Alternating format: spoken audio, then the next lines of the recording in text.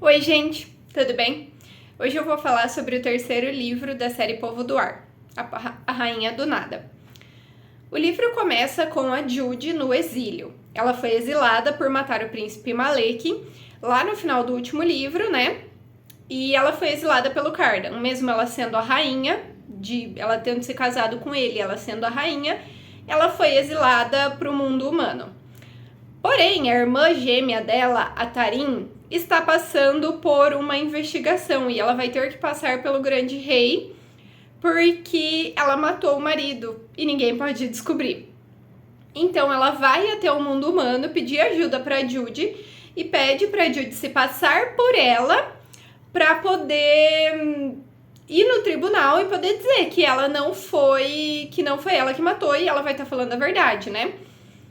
Só que quando a Jude chega e passa pelo tribunal, o Cardan percebe que é a Jude. Ele não fala nada, só que ele acaba levando ela pro quarto deles e ele fala que ele exilou ela, mas que ele queria que ela voltasse, que ele usou um truque no exílio, que por ela ser a grande rainha, ela poderia se perdoar e poderia acabar com o exílio dela.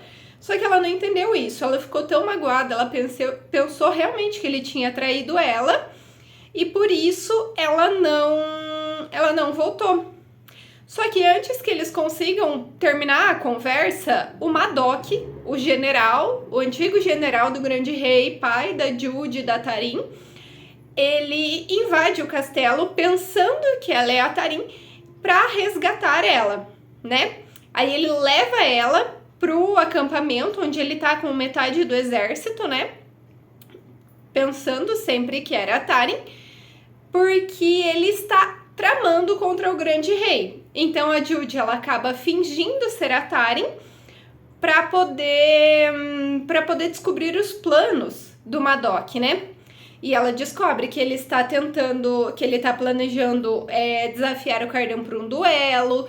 Ela descobre que a Corte dos Dentes tem uma forma de prender pessoas, ela descobre como eles planejam atacar e ela pensa ela planeja fugir dali, né, e voltar a contar tudo pra Elfame e trocar pelo perdão dela, porque ela não tinha acreditado no que o Cardan disse antes, que ele fez de propósito e tal, que era uma forma de manter a corte feliz, fazer os acordos com o reino submarino e com as demais cortes.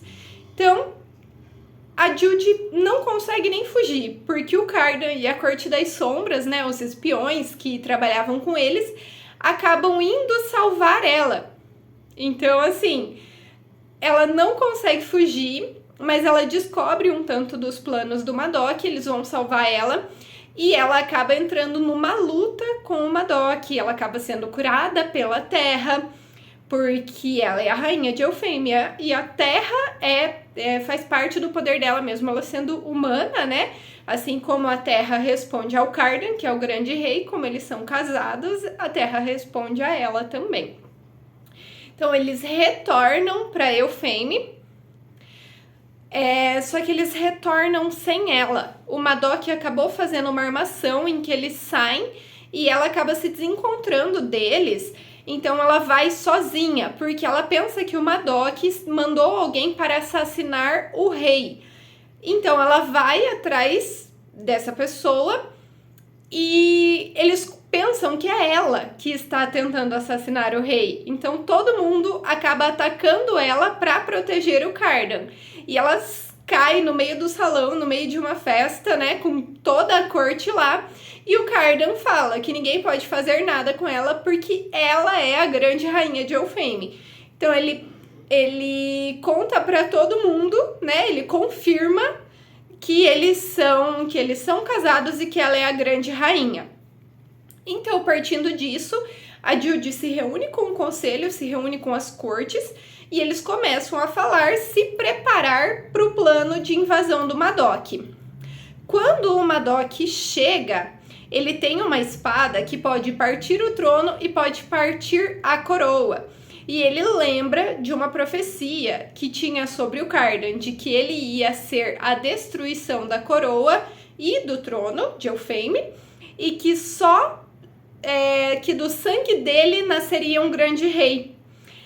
Então o Madoc ataca e o Cardan, ele destrói o trono, e o Cardan fala dessa profecia e acaba destruindo a coroa. Porém, todos os itens mágicos feitos pelo Grimsey, que é aquele ferreiro dos outros livros, eles têm uma maldição. Então, quando o Cardan partiu a coroa, que foi feita pelo Grimsey, tem uma maldição e o Cardan acaba se tornando uma cobra gigantesca. Ele se transforma e a Judy acaba tendo que lidar com toda a situação, com a invasão do Madoc, com a corte não confiando nela como rainha, com o próprio Cardan espalhando destruição por onde ele passa. Então, ela faz um acordo com o Madoc, porque eles... Lembra que eu comentei que a corte onde ele estava escondido, a corte dos dentes, tem um instrumento, um arreio, é a palavra que eles usam, que pode controlar coisas e pessoas. Então, para meio que agradar a todos, a Judy faz uma negociação com eles pela paz. O Madoc, teoricamente, se tornaria o conselheiro dela e a corte dos dentes se tornaria aliada e eles dariam o arreio para Judy para ela controlar a serpente, que é o Cardan. Porém, eles estavam tramando para que ela ficasse presa à serpente, então eles estão tentando enganar ela. Quando ela descobre isso, ela trama para que, na verdade, quem fique preso à serpente seja o rei da corte dos dentes e o próprio Madoc. Porém, quando chega o momento de prender a serpente, a Judy não consegue. Porque ela estaria fazendo o Cardan viver uma vida imortal de sofrimento, preso a alguém e sem nenhuma liberdade, sem saber quem ele é. Então ela tem misericórdia e ela corta a cabeça da serpente. Só que vocês lembram do que eu falei, que do sangue dele nascerá um grande rei. Então, quando ela corta a cabeça da serpente, o Cardan sai de dentro dela. Então, assim, com o Cardan de volta,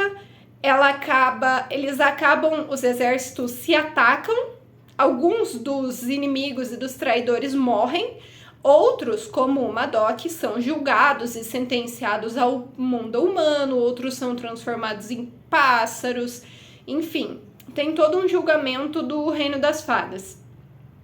E a Judy e o Cardan voltam para o trono e assumem o reino como uma escolha do povo. Tipo, isso foi o que eu achei mais legal nesse final, porque antes a coroa de sangue só podia ser passada para alguém daquela linhagem, tinha a maldição da coroa, ninguém podia tirar a coroa deles. Mas com o Cardan destruindo a coroa, ele faz com que o povo perceba e escolha eles dois como os reis, o rei e rainha de Elfhame. Isso pra mim foi uma jogada assim muito legal, que tipo combinou muito, sabe? Ficou muito bem feito. Mas nossa, é uma trilogia simples, eu não sei se eu vou ler os spin-offs que tem, mas eu achei muito legal. E uma coisa que eu achei mais interessante foi que quando eu vi as pessoas falando sobre essa série, todo mundo falava muito sobre o romance da Judy e do Cardan, e não que ele não exista, mas ele não é o foco da história. É a fantasia, é o reino das fadas, são as tramas, as estratégias que acabam tornando tudo tão envolvente e tão interessante pra gente que tá lendo. Então, pra quem gosta, pra quem se interessa, né? Vale muito a pena, é uma trilogia curtinha. Então, espero que vocês gostem, gente. Até mais!